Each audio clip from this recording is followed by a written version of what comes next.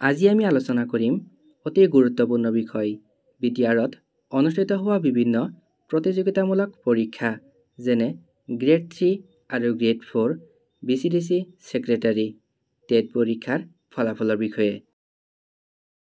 মৰমৰ বন্ধু-বান্ধৱীসকল, পৰীক্ষা হ'ল, উত্তৰপত্ৰ জমা হ'ল, কিন্তু মূল সমস্যা হৈছে ফলাফল কেতিয়া ঘোষণা হ'ব। আজি লাখ লাখ পৰীক্ষাৰ্থীয়ে এই উৎকণ্ঠাত দিন গুনিছে। প্ৰথমতে আলোচনা কৰোঁ বিচিডিসি এক্সামৰ ফলাফলৰ বিষয়ে।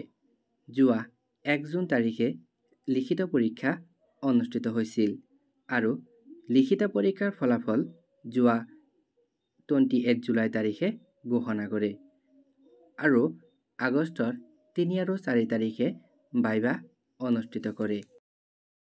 কিন্তু ফাইনেল ৰিজাল্টৰ দিন এতিয়াও ঘোষণা কৰা নহ'ল।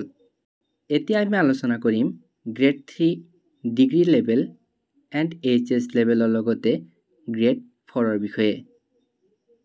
যোৱা 15 জুন তাৰিখে গ্ৰেড 3 ডিগ্ৰী লেভেল আৰু 29 জুন তাৰিখে গ্ৰেড 3 এইচএছ লেভেলৰ পৰীক্ষা অনুষ্ঠিত হৈছিল।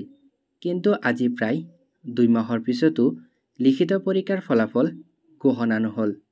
এতিয়া প্ৰশ্ন, সমাগত ইলেকশ্যন কেতিয়া ঘোষণা হ'ব লিখিত পৰীক্ষাৰ ফলাফল আৰু কেতিয়া ভাইভা টেষ্ট অনুষ্ঠিত হ'ব?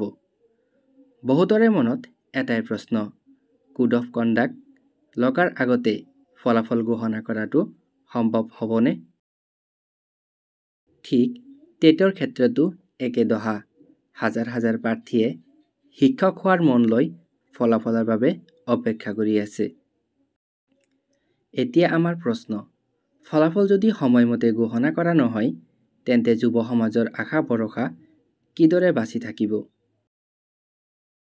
আজিৰ এই ভিডিঅ'ৰ যোগেদি আমি চৰকাৰক অনুৰোধ কৰিছোঁ যাতে অতি শীঘ্ৰে ফলাফলৰ দিন ঘোষণা কৰে। প্ৰিয় বন্ধুসকল, ফলাফল দেৰি হোৱাটো ন্যায়সংগত নে অন্যায়? কমেণ্ট বক্সত জনাবলৈ নাপাহৰিব।